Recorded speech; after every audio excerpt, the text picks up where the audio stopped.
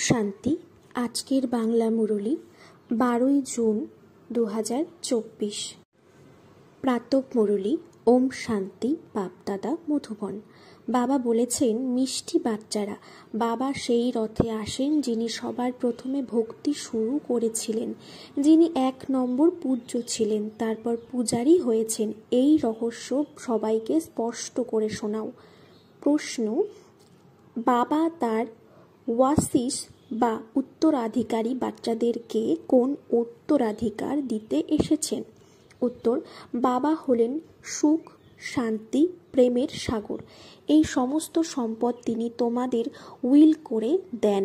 তিনি এই উইল করে দেন যে 21 জন্ম পর্যন্ত তোমরা তা ভোগ করতে থাকো। এই সম্পদ নষ্ট হতে পারে না। তিনি তোমাদের কড়ি থেকে হিরে তুল্য করে তোলেন। তোমরা বাবার এই সমস্ত সম্পদ যোগ বলের দ্বারা প্রাপ্ত করো। যোগ ছাড়া এই সম্পদ প্রাপ্ত করা সম্ভব নয়। ওম শান্তি। শিব ভগবানুবাচ। এখন নিরাকার শিব ভগবানকে তো সবাই মানে।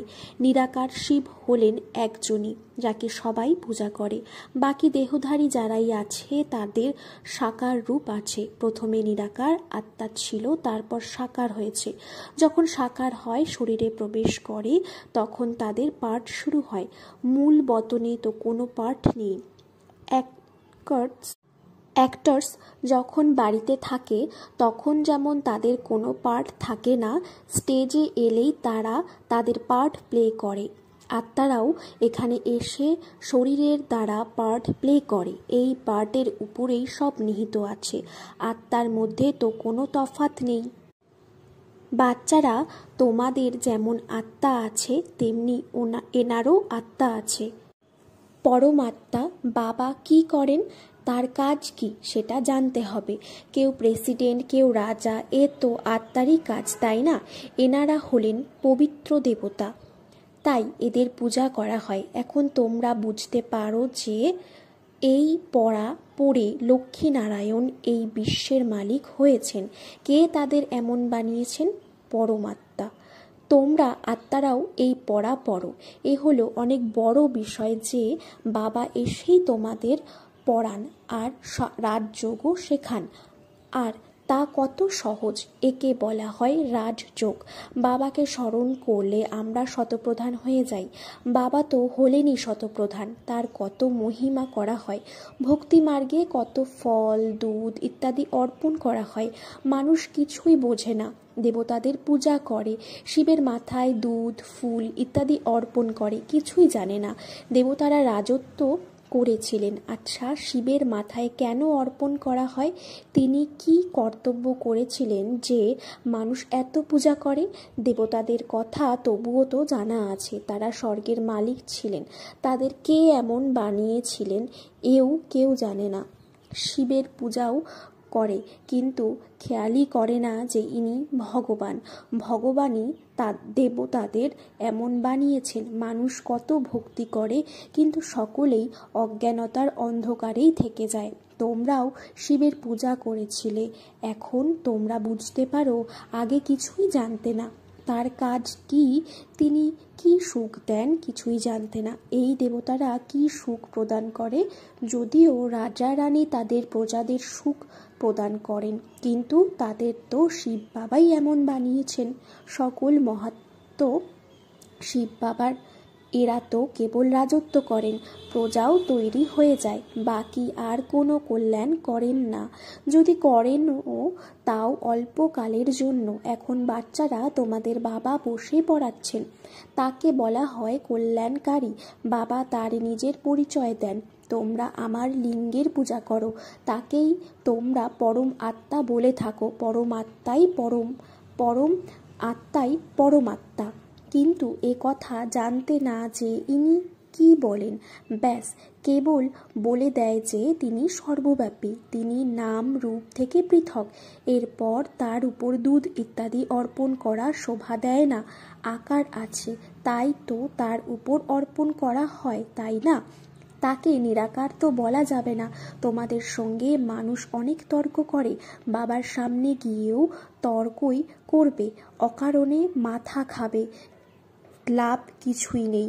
বাচ্চারা এ কথা বোঝানো তোমাদের কাজ। বাচ্চারা, তোমরা জানো যে বাবা আমাদের কত উঁচু বানিয়েছেন। এ হলো পড়া। বাবা টিচার হয়ে তোমাদের পড়ান। তোমরা মানুষ থেকে দেবতা হওয়ার জন্য পড়ছো। দেবী দেবতা থাকে সেই সত্য যুগে, তারা কলিযুগে থাকে না। সেই রাম রাজ্যই নেই যেখানে পবিত্র থাকতে পারবে। দেবী দেবতারা ছিলেন, তারপর তারা বাম মার্গে চলে যান। বাকি যেমন চিত্র দেখানো হয়েছে তেমন কিছু নয়। জগন্নাথের মন্দিরে তোমরা দেখবে কালো মূর্তি আছে। বাবা বলেন, মায়াকে জয় করো, জগৎ জিত হও। তো ওরা জগন্নাথ নাম রেখে দিয়েছে। ওপরে সব খারাপ চিত্র দেখানো হয়েছে। দেবতারা বাম মার্গে গিয়ে কালো হয়ে গিয়েছে, তাদেরও পূজা করতে থাকে। মানুষ তো কিছুই জানে না কবে আমরা পূজ্য ছিলাম। 84 জন্মের হিসাব কারুরই বুদ্ধিতে নেই। প্রথমে পূজ্য শতপ্রধান, তারপর 84 জন্ম নিতে নিতে তমপ্রধান পূজারী হয়ে গেছে। রঘুনাথ মন্দিরে কালো মূর্তি দেখানো হয়, তার অর্থ তো কিছুই বুঝতে পারে না। বাচ্চারা, বাবা এখন তোমাদের বসে বোঝান। জ্ঞান চিতায় বসে তোমরা সুন্দর হও, আর কাম চিতায় বসে কালো হয়ে যাও। দেবতারা বাম মার্গে গিয়ে বিকারী হয়ে গেলে, তাদের নাম তো আর দেবতা রাখা যায় না। তোমরা বাম মার্গে গিয়ে কালো হয়ে গেছো, এর নিদর্শন দেখানো হয়েছে। কৃষ্ণ কালো, রামও কালো, শিবকেও কালো বানিয়ে দিয়েছে। তোমরা জানো যে শিব বাবা তো কালো হনই না, তিনি তো হীরা, যিনি তোমাদেরও হীরের তুল্য বানান। তিনি তো কখনো কালো হনই না, তাহলে তাকে কেন কালো বানিয়ে দিয়েছে? কেউ নিজে কালো হয়েছিল, সে বসে কালো বানিয়ে দিয়েছে। শিব বাবা বলেন, আমি কি দোষ করেছি যে আমাকে কালো বানিয়ে দিয়েছে? আমি তো আসি তোমাদের সব সময়ের জন্য সুন্দর বা গৌর বানাতে। আমি তো সর্বদাই সুন্দর বা গৌর। মানুষের এমন বুদ্ধি হয়ে গেছে যে কিছুই বুঝতে পারে না। শিব বাবা তো সকলকেই সুন্দর বানান। আমি তো চির সুন্দর মুসাফির। আমি কি করেছি যে আমাকে কালো বানিয়ে দিয়েছে? এখন আমি তোমাদের সুন্দর বানাবো উঁচু পদ প্রাপ্তির জন্য। এই উঁচু পদ কিভাবে পেতে হবে সে কথা তো বাবা বুঝিয়েছেন যে ফলো ফাদার। ইনি বা ব্রহ্মা বাবা যেমন সব কিছুই বাবাকে বলে দিয়েছিলেন। বাবাকে দেখো যে কিভাবে তিনি সব দিয়ে দিয়েছিলেন, যদিও তিনি সাধারণ ছিলেন, না গরিব আর না বিরাট বিত্তশালী ছিলেন। বাবা এখনো বলেন যে তোমাদের খাওয়া দাওয়া মাঝামাঝি সাধারণ হওয়া উচিত, না অনেক উঁচু না নিচু। বাবাই এসব শিক্ষা দেন। ইনিও তো দেখতে সাধারণই, বলে থাকে কোথায় ভগবান দেখাও। আরে আত্মা তো বিন্দু, তাকে আবার দেখা যায় নাকি? এ তো তোমরা জানোই যে এই খালি চোখে আত্মার সাক্ষাৎকার হয় না। তোমরা বলো যে ভগবান যখন পড়ান তাহলে নিশ্চয়ই কোনো শরীরধারী হবেন। নিরাকার কিভাবে পড়াবেন? মানুষ তো কিছুই জানে না। তোমরা যেমন আত্মা এই শরীরের দ্বারা অভিনয় করো, আত্মাই অভিনয় করে, আত্মাই এই শরীরের দ্বারা কথা বলে, তাই আত্মা উবাচ। কিন্তু আত্মা উবাচ এই কথা শোভা পায় না। আত্মা তো বানপ্রস্থ অবস্থায়, বাণীর ঊর্ধ্বে। বাণী তো শরীরের দ্বারাই বলবে। বাণীর ঊর্ধ্বে তো একমাত্র আত্মাই থাকতে পারে। আর বাণীতে আসতে গেলে শরীর তো অবশ্যই চাই। বাবাও জ্ঞানের সাগর, তাই অবশ্যই কারোর শরীরের আধার নেবেন, তাই না? তাকে রথ বলা হয়, না হলে তিনি কিভাবে শোনাবেন? বাবা পতীত থেকে পবিত্র হওয়ার জন্য শিক্ষা দেন। এখানে প্রেরণার কোনো ব্যাপার নেই, এই হলো জ্ঞানের কথা। তিনি কিভাবে আসেন, কার শরীরে আসেন? তিনি তো অবশ্যই মানুষের শরীরেই আসবেন। কোন মানুষের শরীরে আসবেন তোমরা ছাড়া এ কথা কেউই জানে না। রচয়িতা নিজে বসেই নিজের পরিচয় দেন। তিনি বলেন, আমি কিভাবে এবং কোন রথে আসি। বাচ্চারা তো জানেই যে বাবার রথ কোন জন। অনেক মানুষই দ্বিধায় রয়েছে, কাকে কাকেই না রথ বানিয়ে দেয়। জানোয়ার ইত্যাদির মধ্যে তো আর আসতে পারেন না। বাবা বলে যে আমি কোন মানুষের মধ্যে আসব এ তো বুঝতেই পারে না। আমাকে এই ভারতেই আসতে হয়, ভারতবাসীদের মধ্যেই আমি কারোর শরীরে আসব। আমি কি প্রেসিডেন্ট বা সাধু মহাত্মার রথে আসব? এমনও নয় যে আমাকে পবিত্র রথে আসতে হবে। এ তো হলোই রাবণ রাজ্য। এমন গানও আছে যে দূর দেশের অধিবাসী। বাচ্চারা এও জানে যে ভারত হলো অবিনাশী খণ্ড, তার কখনোই বিনাশ হয় না। অবিনাশী বাবা অবিনাশী ভারত খণ্ডেই আসেন। তিনি কোন শরীরে আসেন তা তিনি নিজেই বলে দেন, আর তো কেউই তা জানতে পারে না। তোমরা এও জানো যে তিনি কোনো সাধু মহাত্মার মধ্যে আসতে পারে না। ওনারা হলেন নিবৃত্তি মার্গের হঠযোগী। বাকি রইল ভারতবাসী ভক্তরা। এখন ভক্তদের মধ্যেও কোন ভক্তের মধ্যে আসবেন? দীর্ঘদিনের ভক্ত প্রয়োজন, যিনি অনেক ভক্তি করেছেন। ভক্তির ফল তো ভগবানকে দিতে আসতেই হবে। ভারতে ভক্ত তো অনেকেই আছে, বলবে ইনি অনেক বড় ভক্ত, এনার মধ্যে আসা উচিত। এমন তো অনেক ভক্ত হয়। কালই যদি কারোর বৈরাগ্য আসে তাহলে ভক্ত হয়ে যাবে, সে তো এই জন্মের ভক্ত হয়ে গেল, তাই না? তার মধ্যে আসবেন না। আমি তার মধ্যেই প্রবেশ করি, যিনি সবার প্রথমে ভক্তি শুরু করেছিলেন। দাপর থেকে এই ভক্তি শুরু হয়েছে। এই হিসেব নিকেশ কেউই বুঝতে পারে না। এ কত গুপ্ত কথা। আমি তার মধ্যেই আসি যিনি সর্বপ্রথমে ভক্তি শুরু করেন। 1 নম্বর যিনি পূজ্য ছিলেন তিনি আবার 1 নম্বর পূজারীও হবেন। তিনি নিজেই বলেন এই রথই প্রথম নম্বরে যায়, এরপর 84 জন্ম ইনিই নেন। আমি এনারই অনেক জন্মের অন্তরেরও অন্তিম সময়ে প্রবেশ করি। এনাকেই আবার 1 নম্বর রাজা হতে হবে। ইনি অনেক ভক্তি করেছেন, ভক্তির ফলও এনার পাওয়া উচিত। বাবা দেখান যে তোমরা দেখো ইনি কিভাবে আমার প্রতি সমর্পণ করেছেন, সব কিছু দিয়ে দিয়েছেন। এত বাচ্চাদের শেখানোর জন্য অর্থেও প্রয়োজন। ঈশ্বরের এই যজ্ঞ রচিত হয়েছে। ক্ষুধা এনার মধ্যে অবস্থান করে রুদ্রজ্ঞান যজ্ঞের রচনা করেন। একে পড়াও বলা হয়। রুদ্র শিব বাবা, যিনি জ্ঞানের সাগর, যিনি জ্ঞান দান করার জন্য এই যজ্ঞের রচনা করেছেন। এই অক্ষর সম্পূর্ণ সঠিক। রাজস্ব স্বরাজ্য লাভের জন্য এই যজ্ঞ। একে যজ্ঞ কেন বলা হয়? যজ্ঞে তো ওরা আহুতি ইত্যাদি দেয়। তোমরা তো ঈশ্বরীয় পাঠ পড়ো, তাহলে কি আহুতি দাও? তোমরা জানো যে আমরা এই পড়া পড়ে বুদ্ধিমান হয়ে যাব, এরপর এই সম্পূর্ণ দুনিয়া এতে সোয়াহা হয়ে যাবে। যজ্ঞে পরের দিকে যা কিছু সামগ্রী আছে সবই দিয়ে দেওয়া হয়। বাচ্চারা, তোমরা এখন জানো যে আমাদের বাবা পড়াচ্ছেন। বাবা তো খুবই সাধারণ মানুষ, কিভাবে জানবে? ওই বড় বড় মানুষদের তো অনেক বড় মহিমা হয়। বাবা তো খুব সাধারণভাবে বসে আছেন, মানুষ তা কি করে জানবে? এই দাদা তো জহুরি ছিলেন।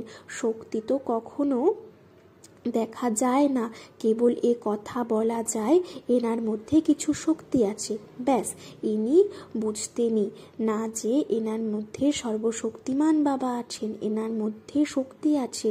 সেই শক্তি কোথা থেকে এলো? বাবা তো প্রবেশ করেছেন, তাই না? যা তার সম্পদ তা তিনি এমনি কেন দেবেন? তোমরা যোগ বলের দ্বারা তা প্রাপ্ত করো। তিনি তো সর্বশক্তিমান আছেনই, তার শক্তি কোথাও চলে যায় না। পরমাত্মাকে কেবল সর্বশক্তিমান বলা হয়, এও কেউ জানে না।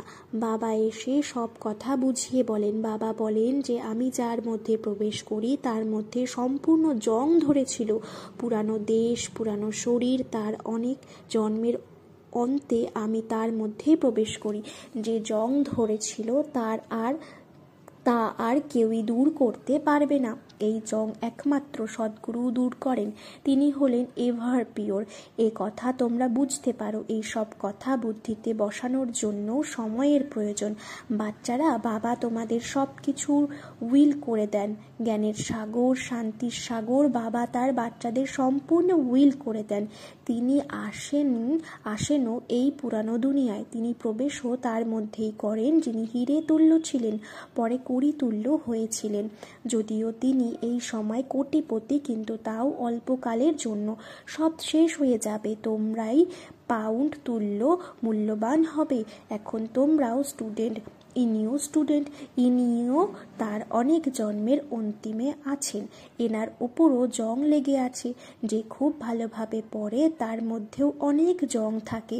সেই বাবার থেকে বেশি পতিত হয়, সেই সবার থেকে বেশি পতিত হয়, তাকেই আবার পবিত্র হতে হয়। এই নাটক আগে থেকেই বানানো আছে।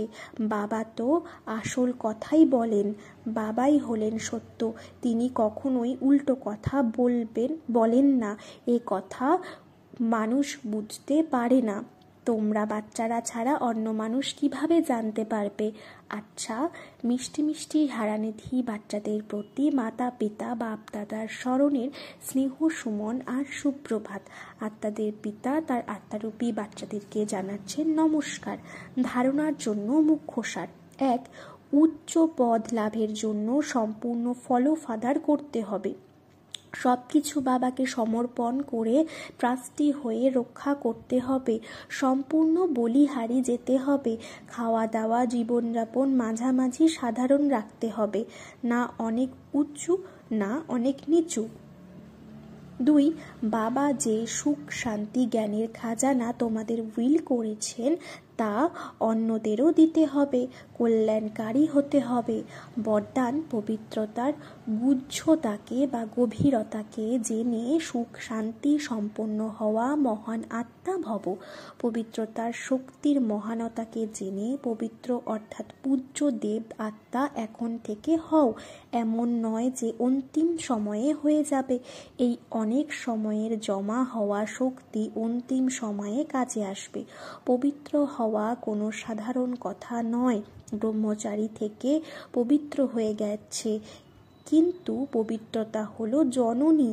তা সে সংকল্পের দ্বারা বা বৃত্তির দ্বারা কিংবা বাণীর দ্বারা অথবা সম্পর্কের দ্বারা সুখ শান্তির জননী হওয়া। একে বলা হয় মহান আত্মা।